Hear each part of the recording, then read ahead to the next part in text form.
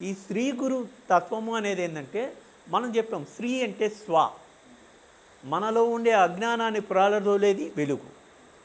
గురువు పాంచభౌతిక దేహంలో ఉన్న, పాంచభౌతిక దేహంలో లేకపోయినా, అంటే దేహం వీడి ఉన్న ఈశ్వరత్వపు స్థితి అతనిని అనుసంధానమై ఉంటుంది.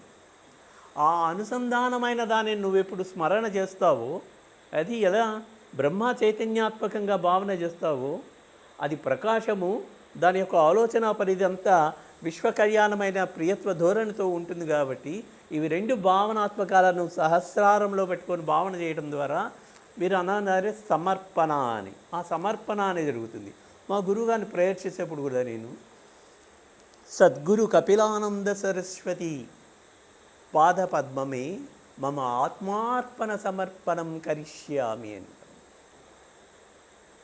మాకు మంత్రాలే లేవు, గురు అనుసంధానమైన ఆత్మకమైన ఆలోచన ఒక్కటే మమ్మల్ని నడిపిస్తున్నారు. ఇది అద్భుతాలను క్రియేట్ చేస్తూనే వస్తున్నది.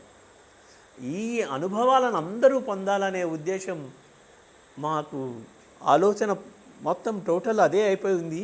దాన్ని ఈ విశ్వానికి ప్రజెంట్ చేయడమే ఒకటే మేము చేస్తూ ఉన్న పని.